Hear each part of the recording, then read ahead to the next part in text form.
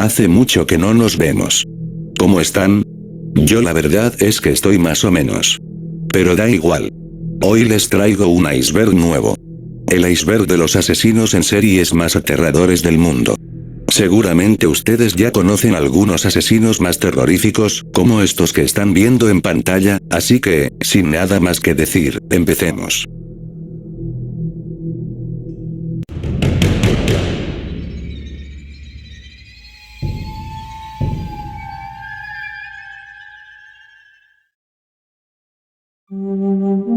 Herman Webster Mudgett, también conocido como Dr. Henry Howard Olme, fue un asesino en serie estadounidense que confesó hasta 27 asesinatos y 50 intentos de asesinato. A Mudgett se le atribuyen alrededor de 200 asesinatos, siendo siempre jóvenes ricas y guapas. Nacido a mediados del siglo XIX, construyó un hotel en forma de castillo medieval para hospedar a sus huestes. Este estaba equipado con múltiples trampas para matarlos, como una máquina de incineración o incluso un foso con cal viva. Con el final de la exposición, las rentas del hotel acusaron una caída brutal y Holmes se encontró pronto corto de dinero. Para procurarse de los ingresos incendió el último piso de su inmueble y reclamó a su asegurador una prima de $60,000, sin pensar que la compañía podría hacer una investigación antes de pagárselos. Una vez descubierto, el doctor se refugió en Texas, donde realizó estafas que lo llevaron por primera vez a la cárcel. Liberado bajo fianza, volvió a salir unos meses después, no sin haber puesto en pie una nueva operación criminal. La idea era sencilla. Un cómplice, llamado Pitefel, debía hacerse un seguro de vida en una compañía de Filadelfia. Luego se presentaría como suyo un cadáver anónimo desfigurado por un accidente. La prima que cobraría la señora Pitefel sería repartida y el muerto iría durante algún tiempo a hacerse olvidar a Sudamérica. Sin embargo, Holmes cambió de planes y mató realmente a Pitefel, evitándose la búsqueda de un cadáver desfigurado y quedándose con todo el dinero de la prima, ya que luego se deshizo de sus hijos. Sin embargo, un antiguo compañero de celda, Marion Elgepet, le denunció, y la policía realizó una investigación. Las pesquisas esenciales fueron conducidas por el detective privado Frank Heller, quien tuvo el mérito de descubrir la verdadera catadura de Holmes y trabajaba para la renombrada Agencia Nacional de Detectives Pinkerton, contratada entonces por la compañía de seguros. Como resultado de ello, Holmes confesó la estafa a la aseguradora y los asesinatos de Pitefel y su familia. Una vez detenido el criminal, la policía registró el hotel, y se descubrió que este había sido utilizado como lugar de tormento y sala de ejecuciones. Los agentes encontraron cámaras herméticas desde las cuales se podía bombear gas, un horno lo bastante grande para contener un cuerpo humano, cubas de ácido, y habitaciones equipadas con instrumental quirúrgico de disección, así como toda la parafernalia de la tortura. En el juicio, un testigo de la acusación describió su trabajo como empleado de Holmes, quien lo había contratado para que le descarnara 3 cadáveres a razón de $36 cada uno. Holmes fue condenado a muerte por el Tribunal de Filadelfia y ahorcado el 7 de mayo de 1896, no sin haber pasado antes 3 años de encierro, contando entonces con 34 años. J. Iqbal, conocido por el alias de El Monstruo de Lahore, fue un y asesino serial pakistaní, que asesinó a 100 niños varones y adolescentes.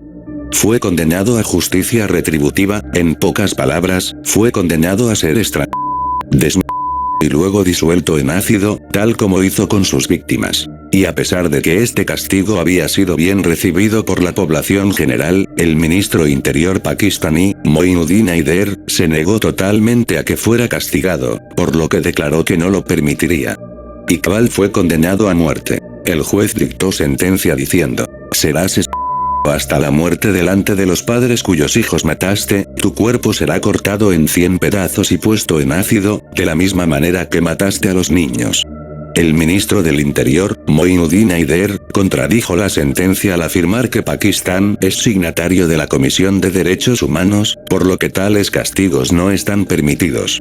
Iqbal se ahorcó en su celda el 8 de octubre de 2001, antes de que pudiera llevarse a cabo la ejecución, y otro cómplice fue ahorcado en una celda cercana a esa misma noche. John Wayne Gacy, o Pogo el payaso, o el payaso asesino, fue un asesino en serie y agresor estadounidense que mató a por lo menos 33 hombres jóvenes, en su mayoría menores entre 1972 y 1978. De sus 33 víctimas admitidas, 26 fueron enterradas en el semisótano de su propia casa, 3 en diferentes lugares de la casa, y otras 4 fueron lanzadas a un río cercano. Se le llamó el payaso asesino porque hacía servicios sociales en desfiles y fiestas para niños vestido de payaso, donde se hacía llamar Pogo el payaso, personaje que creó él mismo.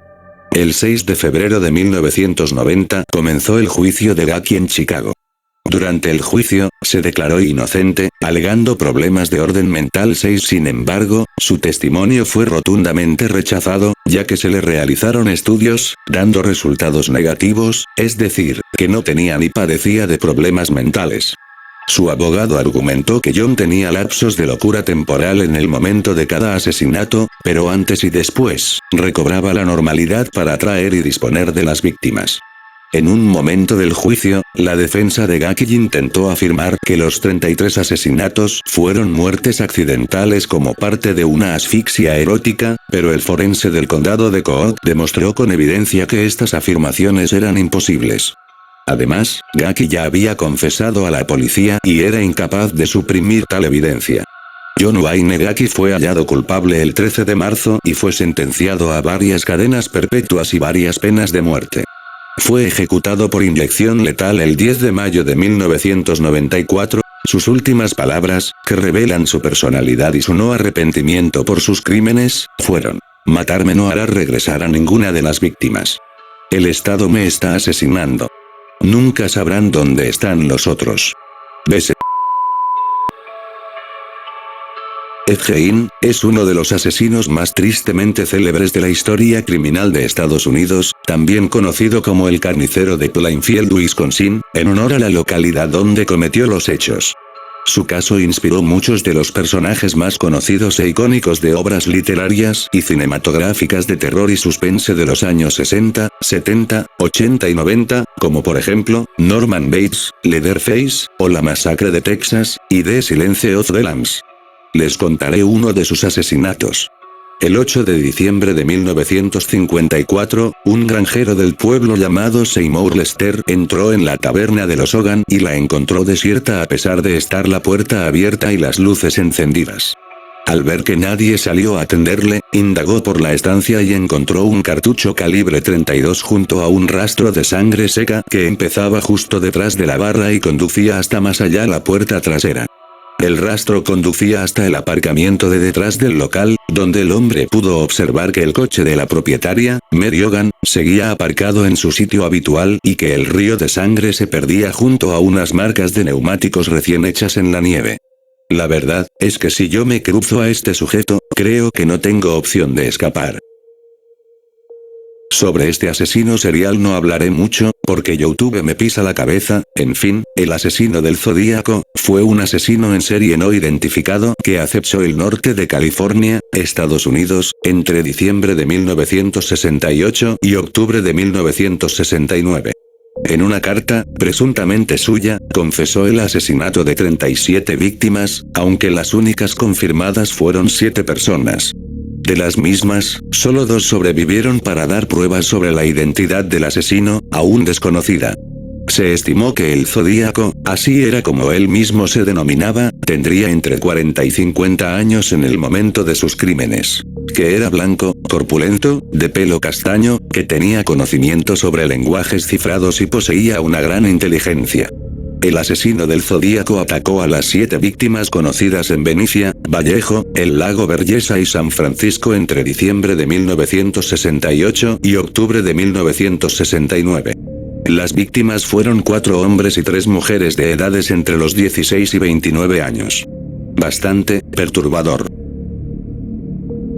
Jack el Destripador, probablemente, el asesino en serie más famoso de todos los tiempos.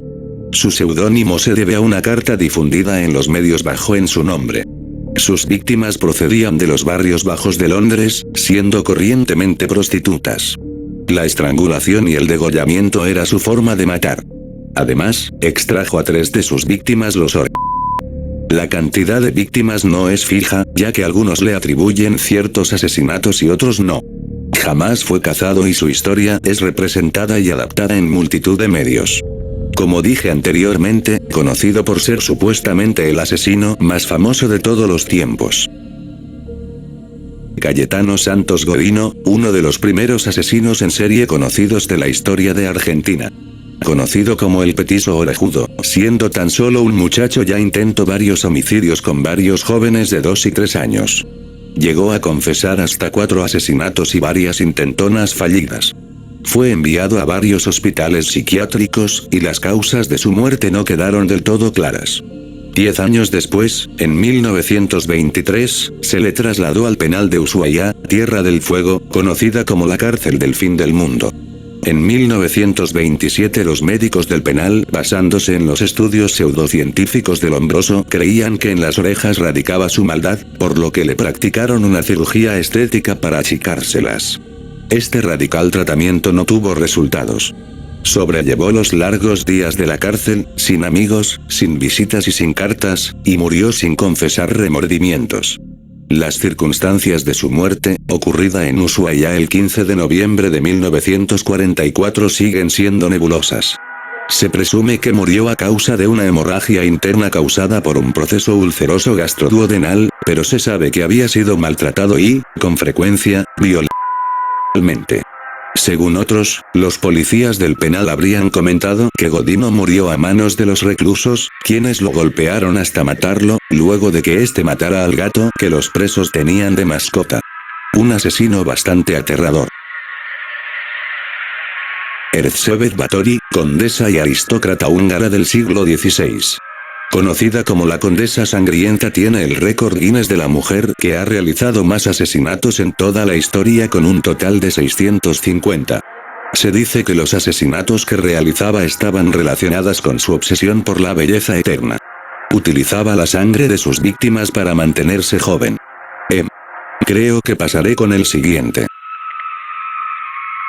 Albert Fish, apodado como el Hombre Gris, este estadounidense ha sido protagonista de una de las atrocidades más crueles que se recuerdan.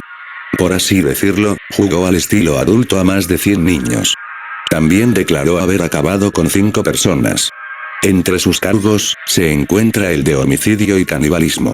En enero de 1936 fue ejecutado tras ser condenado con la pena de muerte.